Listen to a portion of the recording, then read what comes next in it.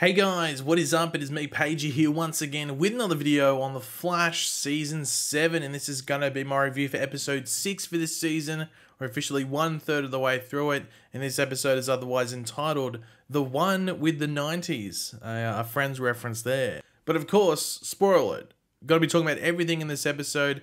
There's actually a somewhat big reveal at the end, which sort of surprised me. Not right towards the end, but towards it, and I was like, oh, okay, what's that hinting at?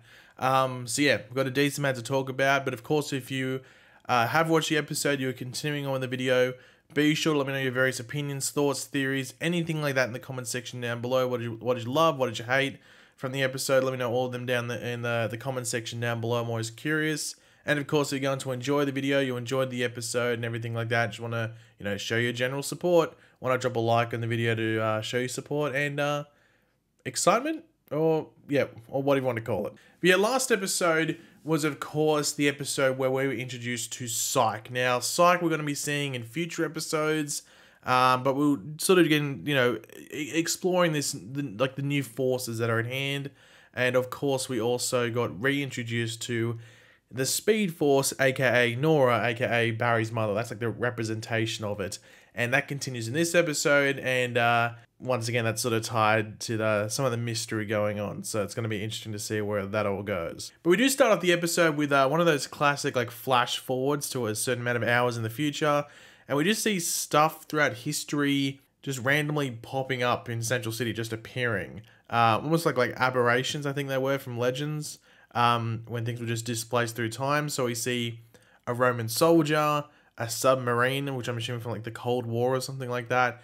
And then, a dinosaur, a good old T-Rex. Rexy showed up and was trying to eat some people. It was pretty hungry. But of course, that comes back to everything later in the episode, and there's sort of some context as to why it's happening. Now, Nora, or, the Speed Force, I'll just say Nora. I think it's easy because you know who I'm talking about.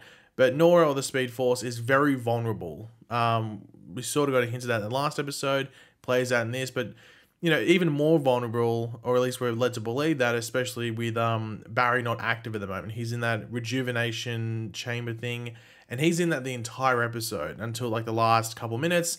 I think this was one of those standard episodes where they just gave Grant Gustin a break, and to be honest, they picked a perfect episode for that to happen, because I was over the moon to spend a lot of time with Cisco and Chester in this episode. So if you're going to pick an episode for Grant to have a break, this was the one to do it. But because of Barry, out of action, they need to set up a bit of a heads-up system, a security system against Faweza and Psych, the two holders of these new forces that are at play, who previously tried to attack Nora. And with Barry not there, that they need to do something. Now, Cisco and Chester, or Team Chesco, as I think they call it, are on the case, and they're going to set up some of their little warning systems. Now, in regards to Cisco and Chester, we see them on the outskirts of Masonville. Now, Masonville had been brought up in the past before with a Barry and Savitar scene, and it didn't actually lead to anything in this episode, which I thought was very, very surprising. Not even just not like a cameo of sorts, like seeing a younger Barry and Nora, and I can understand Henry Allen not being there, but even just not them there. Maybe they were going to do something and they couldn't figure out because of COVID or something along those lines. But I'm surprised they didn't do anything around that. But regardless, we're on the outskirts of Masonville, and they're setting up the part of the warning system. But we learned that Chester actually moved from Masonville. That's where he grew up, and he moved from Masonville to Central City after high school with his grandmother. But we see Cisco and Chester hit with this big wave of green energy, but nothing happens. It's oh, okay, I thought we were gonna get obliterated or something like that, it's antimatter, but nothing happens at first glance, at least. And we see that they're actually trapped in an area where they have shifted back, or at least they're living day-to-day lives as if they're in 1998, complete with blockbusters, flip phones with the the antenna that comes out, and a good stock of Space Jam. So they're loving it, but they do need to get back. It's a cool experience, but they need to get back. That's the most important thing. And they do actually realize it's not only one of the forces that did this, so they've been experienced that, but it's a completely new force with that as well. So it wasn't Psych, it wasn't Faweza, it's a completely new force that's done this to them. Now, one of the funniest scenes with was Cisco and Chester in the 90s clothing scene, you know, suiting up for disguise, if you want to call it, with "This is how we do it" in the background. Pretty funny. And just them interviewing the students and just to find out who's responsible for the whole 1998 situation, because they're able to track with that sensor thing that something's, or the person responsible, or the thing responsible is within the high school. So we spent a decent amount of time there. Now we meet Parker, who's a student who, I guess they try almost like sort of like make you lead on this is the person responsible, but this is actually a person that's stuck in 1998 in this simulation, if you want to call it, and he actually snaps out of what's going on, realizes and able to remember certain things because Cisco brings up the Matrix, and that sort of triggers Parker's brain where he's able to remember that and just it falls like dominoes and he's able to remember multiple things. So it's not just like general time travel. The town of Masonville and its citizens are living in 1998, and the day resets when someone snaps out of it and potentially breaks what's going on.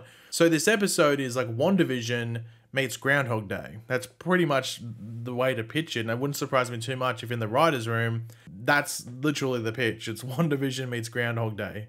Now, when it resets, Cisco, his brain rewinds back to his 7-year-old self after the reset. We didn't spend too much time with it, but it would have made things a bit more difficult if we had to spend too much time with it. But Chester's able to get through to him. Thank Bebo for Game of Thrones and Cisco's obsession with it.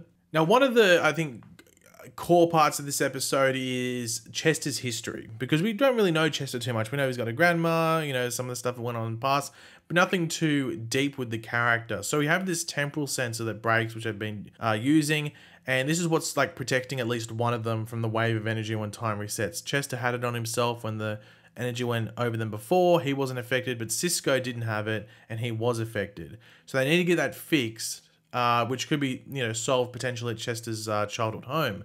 But Chester's just completely reluctant to go there once he learns of the date, which I think was December 4th. I think that was the date in question in the episode. And what they actually need is a power converter. However, it's actually bought by Chester's father, Quincy, and there is some issues around that. And we actually do learn about what happened to Chester's father in the past, and that like the day that they're actually stuck in is the final day that Chester sees his father alive, or that his father is alive and then goes on a business trip and unfortunately passes away. But the situation that they're actually in could actually provide the opportunity for Chester to get some closure and some answers around certain things. But also in regards to some emotional stuff, we do have Iris talking to the Speed Force, or Nora, and just talking about her being represented by Nora, Barry's mother, and the potential pain associated with that for Barry.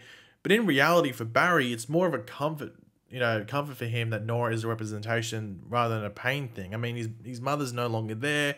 Mother, passed away ages ago, so it's a comfort thing for Barry. It's better being her than Eobard Thawne being the representation of the Speed Force. But obviously, there's just general things up with the Speed Force in general, which we'll talk about later. But we did have that scene where Chester meets his father, and his cover name is John Boyega, which I thought was really funny.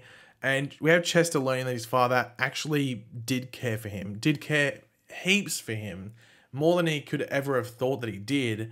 And they're actually able to resolve the issue with the temporal sensor around that. That was just a really emotional scene. I think that whole scene thing was a really good scene with Chester and his father.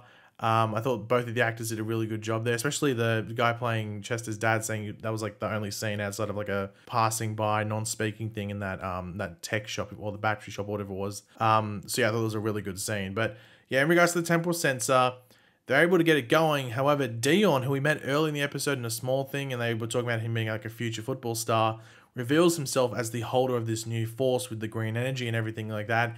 And he's not very happy with, Cisco and Chester, or Team Chesco's shenanigans. He's not very pleased. And we learned that Dion's, football future and everything like that was ruined, and just, ruined by injury. The backup quarterback or whatever it was got all the fame and glory and moved on and everything like that. So that's why he's come to the past, because he has no future. So he's going to live in the past. The past are his glory days now. And he's been trying to change that situation. And it's just not working for him. He's done it multiple times. Now, Dion does let out this like massive blast of green energy over Central City, changing the looks of everyone, and sprouting all those different things from history that we saw at the beginning of the episode, like the T-Rex, the submarine, the Gladiator, everything like that. But it also affects Team Flash, and they have their different designs and looks changed, ranging from the 50s with Joe through to the 80s with Caitlin, and Iris is the 60s, I think, and Frost is the 70s. Many things change. I wonder what a leg would look like. Maybe like the early 2000s? I don't know. But Chester's able to talk down Dion, and I saw people complaining online, oh, it's another pep talk, but I think this worked. What's Chester meant to do? All of a sudden, I have fire powers. Like, it works with Chester, and like Cisco doesn't have powers anymore. And it works because by talking him down and trying to fix this, it is a minor situation in comparison to what could potentially happen now. Chester talks him down, but in turn creates a potential threat even bigger than the one that was in Masonville in 1998. Because, you know, Dion's now just not living in the past and affecting this small little area to live in the past. He can now affect the future and multiple people across the world, or just the country, or just all of Central City if it just wants to contain there. It's very overpowered, the Still Force. And, you know, Chester might have just let someone loose that can be very, very dangerous. So, you know, you solved one situation there, but potentially created a massive threat if it's not handled, you know, in the right way very, very soon. So it's going to be interesting to see where Dion shows up next and what he's doing. Now, we do have Barry waking up. You know, as I said, like, Grant Gustin's off this episode, but Cisco does bring up the fact that Dion didn't talk about or even bring up the Speed Force and wanting to take it down. It wasn't in his plans or anything like that. So something is suspicious with the quote-unquote Speed Force, if that's even your real name. Even Barry seemed to feel something was going on there.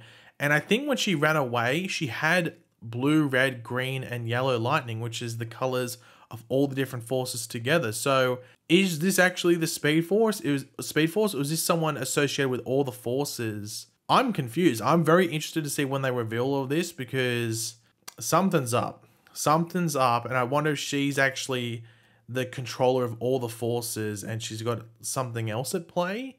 So this, you know, Nora, or the Speed Force, or whatever we're going to call her, this thing that's appeared to Team Flash, you know, is the head of the Speed Force, or the representation of the Speed Force, the Sage Force, the Strength Force, and the Still Force. I'm very intrigued to see what they do there, because something is definitely up. But in regards to the forces, on the show, they officially give the name of the forces from Cisco, with the Still, the Strength, and the Sage. Sage being Psyche, Strength being Faweza, and Still being Dion. So that's all named for the show. So they'll be referencing those going forward, I'm sure. But we do get the thing at the end where we see Chester actually finishing his father's inventions, or invention. I didn't catch what it was. Sorry, let me know in the comments. I didn't catch what it was. I'll rewatch the episode and catch up on that after, but I didn't catch it at first. But he's finishing that. I wonder if it will play into anything going forward. I have to wait and see. But the cliffhanger for the episode to set up next week's episode is actually Joe confronting Frost. Frost is like the 80s look, or no, sorry, the 70s look she had. She's adopting it going forward. But Joe brings up the issue of Kristen Kramer and what she did last week in last episode, and that Frost needs to, you know, lay a bit low. This woman's after you. You know, don't go out, don't be an idiot. Just sort of bunker down, and just hopefully I can sort it out while you bunker down and get it over with until she leaves or something. However, Frost isn't scared. She's going to continue living her life, and well, I think we know that's not going to end very well. So Frost, Joe gave you a warning, but doesn't look like you're listening to it. So good luck next week. But overall, seeing that Barry wasn't in this episode outside of like 2 or 3 minutes, I thought this was a really fun episode. I love the 90s aspect of it. I think Chester and Cisco are great characters to lead this episode. We got some Chester development, learning what happened in the past, and also, you know, what he might be doing going forward. And I think they did a good job setting up Dion, or the Still Force hold. I'm very intrigued to see where a lot of this goes forward. What's going on with that Speed Force? Something's up. Yeah, I thoroughly enjoyed this episode. Obviously, it wasn't the best episode of the season, but man, I had a good time watching it. But yeah, guys, thanks for watching. Hopefully you enjoyed the video. If you did, it'd be awesome if you could drop a like on it to show support. Let me know in the comment section down below your various thoughts, opinions, theories, what you love, what did you hate. Let me know all of that in the comment section down below. And of course, if you are new to the channel, make sure to subscribe. And yeah, I'll catch you guys later. Goodbye.